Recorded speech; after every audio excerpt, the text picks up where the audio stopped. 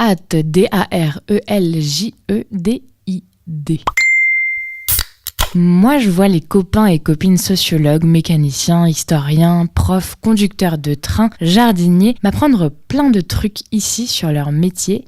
J'en serais bien incapable. Je vais pas chialer, ce serait indécent, mais ça pose des questions. Je me suis souvent méfiée de la glorification des métiers, soit parce qu'elle masquait un corporatisme aristocratique, soit parce qu'elle servait de paravent à un mépris de classe bien hypocrite, mais avoir un métier, c'est quelque chose. C'est toujours ça de pas aliéner. J'avais un chef de droite, tendance Jean-Yann, il me disait sans aucun mépris que j'avais une fonction et pas un métier. Il n'avait pas tort, j'étais chargée de mission. Chargée de mission, c'est comme chargée d'affaires, chargée d'opérations, chef de produit. C'est la pointe acérée de la déprofessionnalisation des bac +2, +3, +4, +5. Ce sont des fonctions pour lesquelles le fond de l'affaire compte assez peu. Dans le jargon RH, on y compte plus sur tes savoir-être que sur tes savoir-faire et a fortiori que sur tes compétences techniques. En gros, tu as un dossier, t'es tout seul en mode chef de projet, t'as un budget, un planning, 1 ou 2 objectifs et ton boulot, c'est de faire aboutir le truc. Dans le jargon de là où je suis, on appelle ça des cadres non encadrants, c'est tout dire. Tenir des réunions, savoir rendre des comptes sur l'avancement, négocier avec différents intervenants, veiller au bon boulot des prestataires, écrire des mails, faire des fiches de suivi. En gros,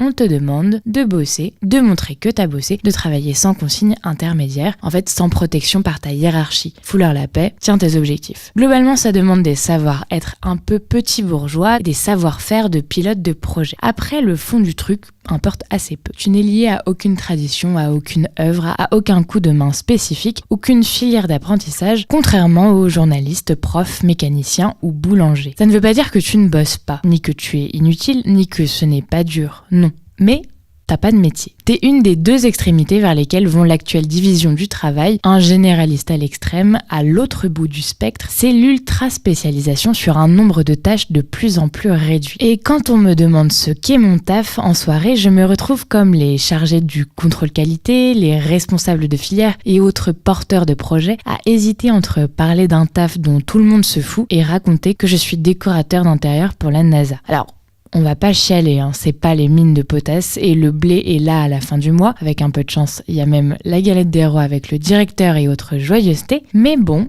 ça saoule un peu. Des fois. Oubliez ce thread. En vrai, je suis décorateur d'intérieur pour la NASA. Je suis juste de passage ce soir parce que je dois parler lors d'un salon à Barcelone. Passez voir mon site. On fait des trucs de ouf.